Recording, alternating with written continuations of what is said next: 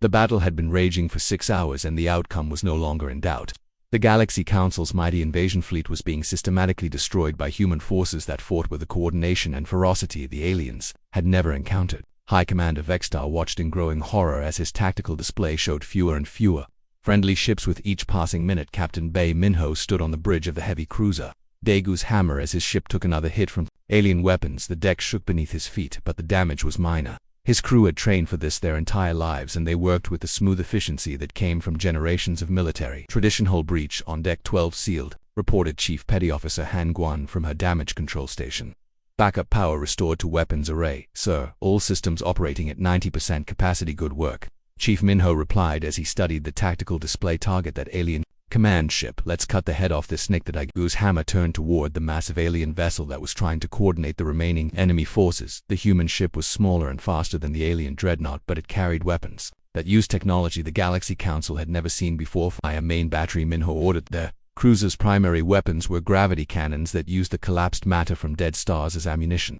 When they fired, they created tiny black holes that lasted for microseconds but generated gravitational forces that could tear apart any material. The alien dreadnoughts shields were designed to stop energy beams and particle weapons, but they were completely useless against attacks that warped space and time itself. The gravitational projectile struck the enemy ship in reality seemed to bend around the impact points. The massive alien vessel groaned and twisted as forces that should not exist pulled its hull in different directions. Metal that had survived battles across the galaxy cracked and shattered like glass. The alien dreadnought broke apart in slow motion, its pieces drifting away as the artificial gravity fields that had held it together failed. Another symbol of Galaxy Council power had been reduced to space debris by human weapons that turned physics into a weapon. Meanwhile, Commander Park Thugin led her squadron of stealth frigates through the alien formation like ghosts. The enemy ships fired desperately at shadows and sensor phantoms, while the real human vessels struck from directions they never expected. Her ships used cloaking technology that bent light and energy around them, making them invisible to alien detection systems. Ghost Squadron Strike. The supply ships Park broadcast to her captains cut off their ammunition and fuel. The human stealth ships materialized behind the alien logistics vessels like deadly surprises. These support ships were lightly armed and had no chance against the advanced human warships. Within minutes, the entire alien supply train was burning wreckage, drifting through space without supplies and ammunition. The remaining alien warships found themselves fighting a battle they could not sustain. Their weapons ran out of power, their shields failed, and their engines began to shut down one by one. On Earth, billions of people watched the battle through news feeds and communication satellites. They saw their defenders not just surviving but completely dominating an enemy that had seemed impossible to defeat. Children who had feared alien conquests were now cheering as human ships danced through space, destroying their would-be conquerors in the underground command bunker. General Lee Sujin coordinated planetary defenses that were no longer needed. The alien fleet was being destroyed so quickly that none of their landing forces would ever reach the surface. Her screens showed human victory after human victory as the Galaxy Council's invasion fell apart. We are receiving surrender requests from over 60 alien ships, reported Major Kim Woojin from his communications station. What are your orders? Lee considered the question carefully. Humanity could show mercy, but they also needed to send a message to the rest of the galaxy that would prevent future attacks. Accept surrenders from ships that power down all weapons and shields completely. Any vessel that shows continued aggression gets destroyed immediately. The message was clear. Surrender completely, or die fighting. There would be no partial submissions or negotiated retreats. The Galaxy Council had come to conquer, and now they would face the consequences of their arrogance. Admiral Song Yujin opened a communication channel that broadcast to every ship in the battle zone, both human and alien. Her voice carried the authority of someone who had spent decades preparing for this moment. To all Galaxy Council forces, she said calmly, you came here to conquer us because you believed humans were violent primitives. You were half right. We are indeed violent when our homes and families are threatened. But we are far from primitive, as you have discovered today. She paused to let her words sink in before continuing. Your intelligence was wrong. Your weapons are outdated, and your tactics are centuries behind our capabilities. Surrender now and you will be treated according to the laws of war. Continue fighting and you will join your comrades who are already floating dead in space. Response was immediate. Alien ships throughout the battle zone began powering down their weapons and broadcasting surrender codes. Their crews had seen enough of human military technology to know that continuing the fight would be suicide. Colonel Nam Soyoung monitored the alien communications from her position aboard the Soul's Pride. The enemy messages were filled with panic and confusion as ship after ship realized they were completely outmatched. Admiral, they are asking how We developed such advanced technology. One alien captain wants to know how long we have been preparing for this war. Song smiled grimly. Tell them we have been preparing since the first time an alien ship attacked a human colony. Tell them that every raid, every skirmish, every act of aggression taught us something new about how to fight back. The truth was even more impressive than that.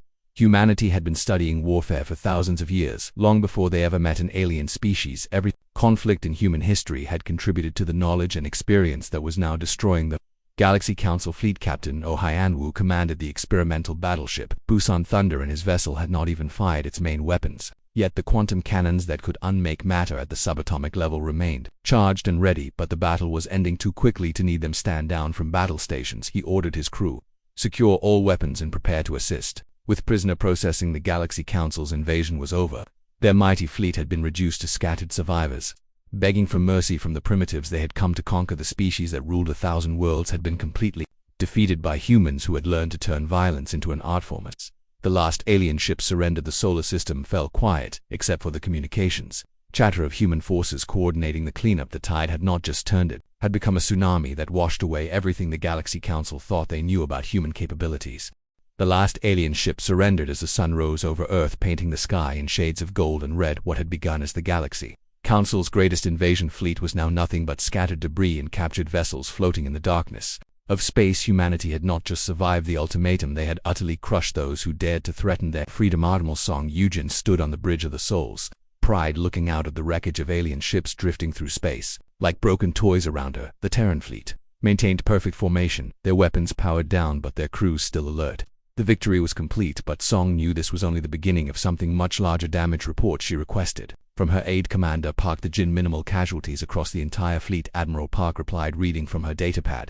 We lost 18 ships and 412 personnel. The aliens lost over 200 vessels and approximately 50,000 crew members. The numbers told a story that would be remembered throughout galactic history. Humanity had achieved what military scholars would later call the most one-sided victory in the history of space warfare. The species that the Galaxy Council had dismissed as primitive warmongers had destroyed their finest fleet with almost no losses, but Song was already thinking beyond the immediate victory. Every piece of alien technology, every captured ship, every prisoner would be studied and understood. Humanity would learn from this battle just as they had learned from every conflict in their history. Captain Jung Minkyu brought his salvage teams to work on the captured alien vessels. His engineers and scientists swarmed over the enemy ships like ants, studying every system and component.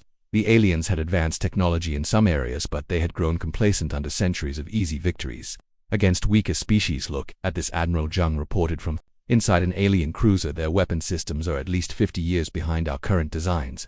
They have been using the same technology for centuries without any real innovation. This is the key difference between the Galaxy Council and humanity. The aliens had conquered peaceful species that could not fight back effectively, so they never needed to improve their weapons or tactics. Humans had been fighting each other for thousands of years, and every war had driven them to create better ways to kill their enemies on the surface of Earth. President Yu Haijin prepared to address not just her own people, but the entire galaxy. The battle had been broadcast across known space, and every species would have seen what happened to the mighty Galaxy Council fleet today, she said, speaking to cameras that would carry her words to 1 billion worlds. The Galaxy Council learned that humanity cannot be bullied, conquered, or intimidated. We did not seek this conflict, but we were prepared for it. We have shown that freedom backed by strength and determination can triumph over tyranny and arrogance. Her message was clear to every species listening.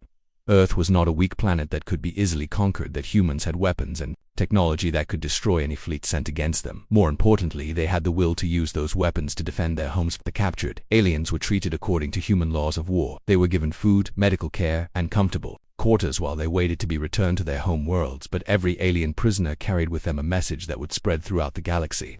Like wildfire, Lieutenant Kim Jae-won interviewed some of the alien prisoners for intelligence purposes. What he learned confirmed what the humans had suspected. The Galaxy Council ruled through fear and intimidation. They had grown so confident in their power that they never prepared for real resistance. We thought you were primitives, one alien officer admitted. His forearms shook as he spoke, and his blue skin had turned pale with shock. Your surface wars made us believe you were backward and violent. We never imagined you could build weapons that could defeat our finest ships. Another prisoner, a scientist from the Alien Research Division, explained how the Council had made their fatal mistake.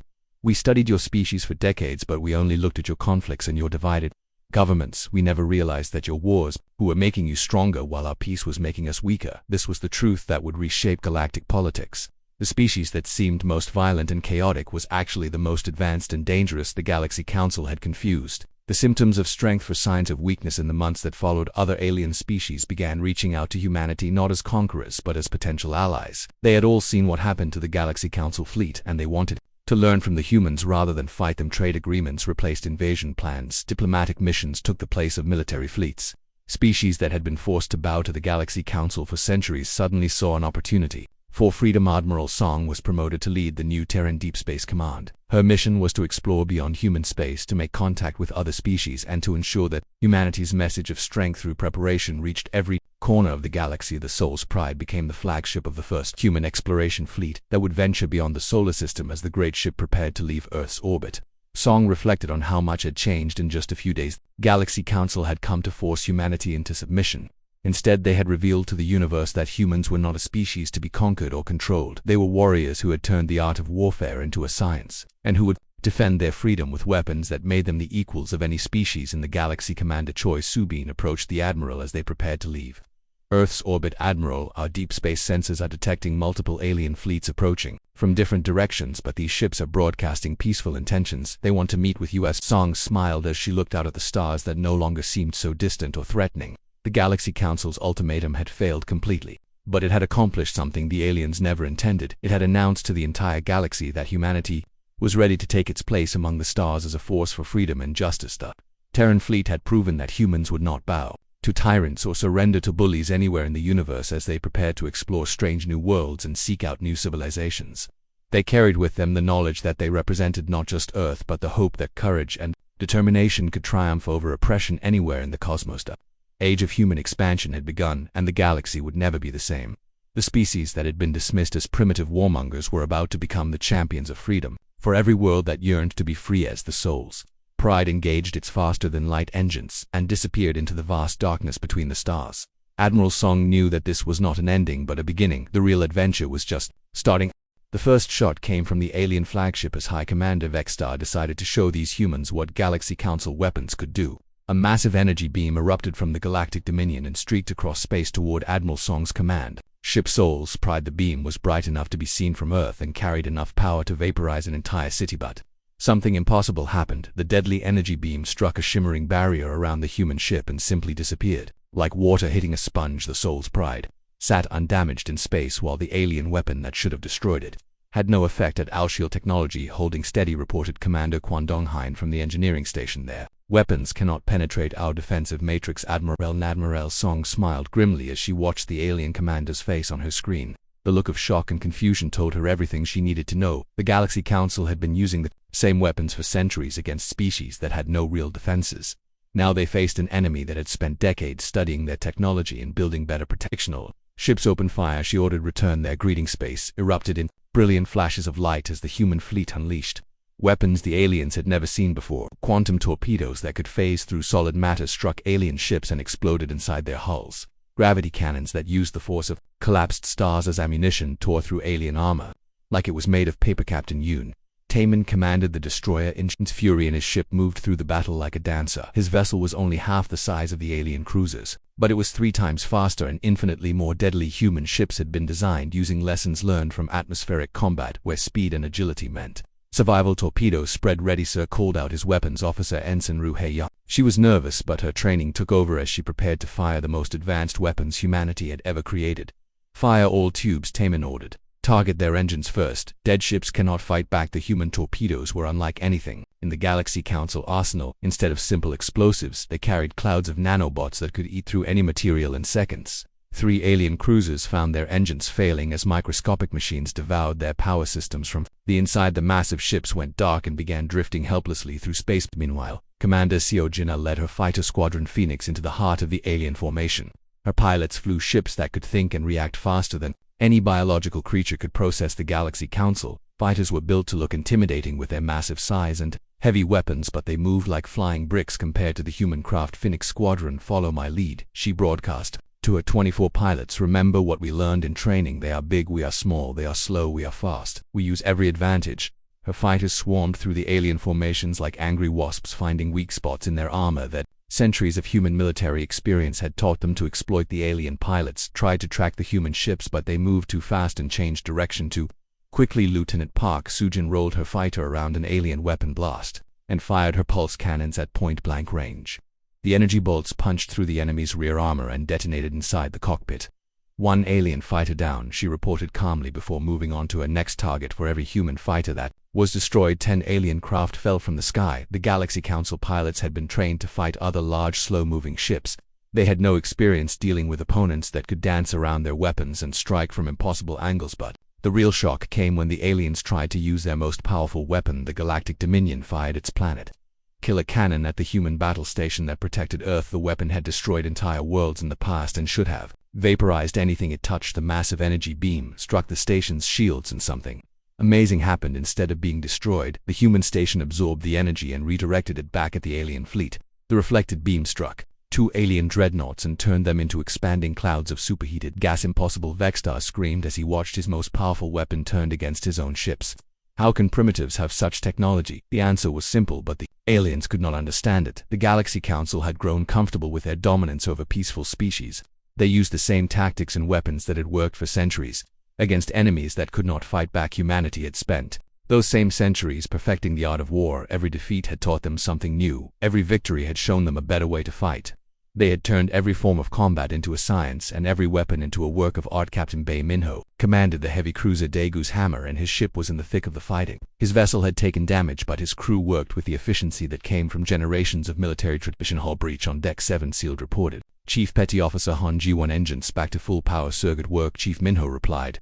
"Target that alien dreadnought. Let's show them what human engineering can do." The Dagu's Hammer fired its main guns, weapons that used gravity itself as ammunition. The alien dreadnoughts' shields were designed to stop energy weapons, but they were useless against projectiles that warped space and time around them. The massive enemy ship cracked in half as gravitational forces tore it apart from the inside. All across the battlefield, the story was the same. Human ships that seemed impossibly advanced were destroying alien vessels with weapons that defied understanding.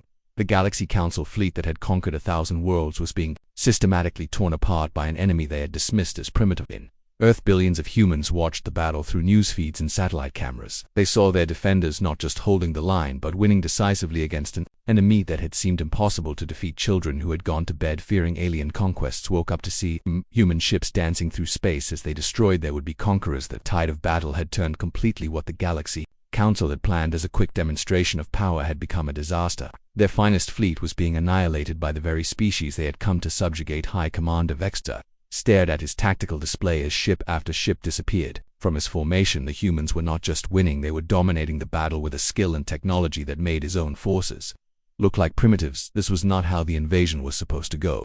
48 hours had passed since the Galaxy Council delivered their ultimatum. The alien fleet was now close enough that people on Earth could see them with telescopes as bright dots moving across the night sky. High Commander Vextar stood on the bridge of his flagship, the Galactic Dominion, and watched the primitive human homeworld grow larger on his viewing screen. Everything was going exactly as planned. The humans had sent no messages of surrender, but they also showed no signs of military preparation. Their few visible ships were old and outdated, and their space stations looked like they were held together with spare parts. Vextar had conquered dozens of worlds, and this would be one of the easiest, sir, reported his tactical officer Lieutenant Zekin. Our forward scouts confirmed that the humans have less than 50 combat vessels total. Most of them appear to be converted cargo ships with basic weapons. Vextar nodded with satisfaction. This was exactly what the Galaxy Council intelligence reports had predicted. The humans were a young species that had barely figured out how to leave their own solar system. Their technology was primitive and their military was a joke. Prepare the occupation forces, he ordered. We will not even need our full fleet to subdue these creatures. But as the alien fleet moved into the outer edge of the solar system, something strange began to happen. The empty space around them started to shimmer and ripple like water disturbed by a stone dropped into a calm pond. The alien sensors detected nothing, but their eyes could see that something was not right. What is that distortion? Vexter demanded from his science officer. Unknown, sir, the alien replied, checking his instruments. Our sensors show nothing but empty space. Then the impossible happened. The shimmering areas of space suddenly exploded with light as massive human warships appeared out of nowhere, their cloaking devices deactivated in perfect coordination, revealing vessels that were sleek and deadly looking. The alien crew gasped in shock as more and more human ships materialized around them. This cannot be possible, Vexter whispered as he stared at his tactical display where moments before there had been empty space. Now hundreds of human vessels surrounded his fleet. These were not the crude ships his scouts had reported. These looked like they were built by an advanced military civilization. On the bridge of the Terran flagship Soul's Pride, Admiral Song Yujin smiled as she watched the alien fleet's formation. break apart in confusion. The enemy ships were trying to turn and face threats that seemed to appear from every direction at once. They only saw what we wanted them to see, she said to her tactical officer Colonel Choi Subin. Activate all stealth ships. Let them see our true numbers. More and more human vessels began appearing throughout the solar system. Near Earth, massive battle stations that had been hidden behind advanced cloaking technology suddenly became visible around Mars. An entire fleet of destroyers shed their invisibility and took up attack positions. Beyond Jupiter, heavy cruisers and dreadnoughts that had been waiting in the asteroid belt revealed themselves. The alien invasion force of 300 ships suddenly found themselves outnumbered 3-1. But numbers were not the only surprise humanity had prepared for this day. Captain Oh Hyun-woo commanded the experimental battleship Busan Thunder. His ship was one of the newest designs in the human fleet, and it carried weapons that used technology the aliens had never seen before. While the Galaxy Council had grown comfortable with their dominance, humanity had been pushing the boundaries of physics and engineering. Quantum cannons charged and ready, reported his weapons officer, Lieutenant Nam So-young. Target locked on their flagship Surtha. Busan Thunder was a beautiful ship with lines that seemed to flow like water and armor that gleamed like mirrors, but beneath its elegant appearance was a weapon system that could tear apart matter at the atomic level. The humans had learned to fight by studying every form of warfare in their history and then making it better. Captain Utaman watched from the bridge of his stealth cruiser Gangnam Ghost as alien ships tried desperately to target the human vessels that kept appearing and disappearing around them. His ship was equipped with cloaking technology that bent light and energy around it, making it invisible to alien sensors. Their weapons cannot lock onto us, he reported to Admiral Song. They are firing blind into empty space. The Galaxy Council had made their biggest mistake when they assumed human technology would be primitive. They had seen the surface conflicts on Earth and decided that meant humans were backward, but those same conflicts had driven innovation in ways the peaceful alien species could never understand. Every human war had taught them new ways to fight. Every battle had shown them better weapons to build. Every defeat had made them stronger. The aliens saw violence and called it primitive. The humans saw violence and turned it into science. Admiral Song opened a communication channel to the alien fleet, and her voice was broadcast to every ship in both fleets. This is Admiral Song, Fusion of the Terran Defense Force, she said with calm authority.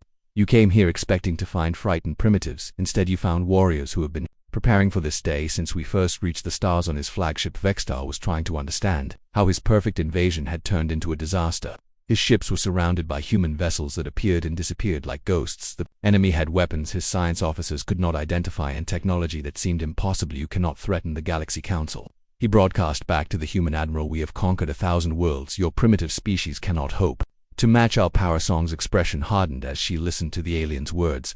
Then you are about to learn why the 1,001st will be different, she replied. Around the solar system, human ships began moving into attack formation. Each vessel was connected to a command network that allowed them to coordinate their movements with perfect precision.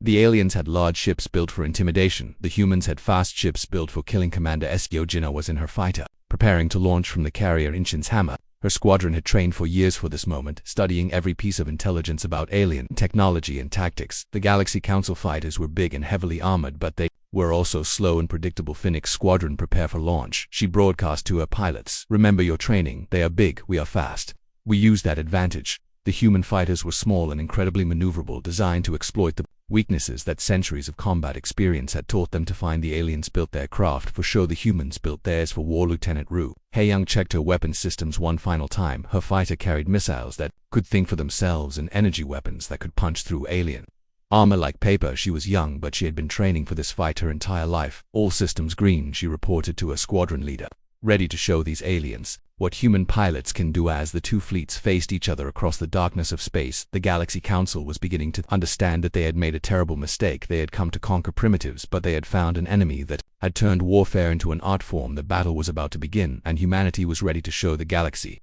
what happened when you threatened their home. The morning started like any other day on Earth until the sky went dark. Captain Lee Daeho was drinking his coffee on the bridge of Terran Command Station when the alarms started screaming. The massive alien ship appeared above Earth like a giant shadow that blocked out the sun. It was bigger than any human city, and its dark metal surface seemed to absorb all the light around it. Lee dropped his coffee cup and watched it shatter on the floor, but he did not care about the mess. His eyes were fixed on the enormous vessel floating in space above his home planet. The ship was at least 50 kilometers long and covered in strange symbols that glowed with an eerie blue light. Smaller ships flew around it like insects around a streetlight. Is not a drill, Lee said to his crew as he moved to the command chair. Every person on the bridge knew what this meant. The day they had all been preparing for had finally arrived. The day when Earth would face the Galaxy Council. Commander Park Min-soo ran to her station and started working the communications console. Her fingers moved quickly across the buttons as she tried to contact all human military bases around the solar system. Park had lost her brother in the border wars when alien raiders attacked the human colony on Kepler 7. She had sworn that day to never let aliens hurt her people again, sir. "We are receiving a transmission from the alien vessel," said Lieutenant Kim J1 from his position at the sensor station. His voice was steady, but Lee could see the fear in his young eyes. Kim was only 23 years old, and this was his first real crisis. Put it on the main screen. Lee ordered. The bridge fell silent as everyone waited to see what the aliens wanted. The screen flickered and then showed the face of an alien that made everyone on the bridge take a step back. The creature was tall and blue with 4 arms and eyes that seemed to look right through them. Its mouth was filled with sharp teeth, and when it spoke, its voice sounded like metal scraping against stone. "I am High Commander Vexter of the Galaxy Council."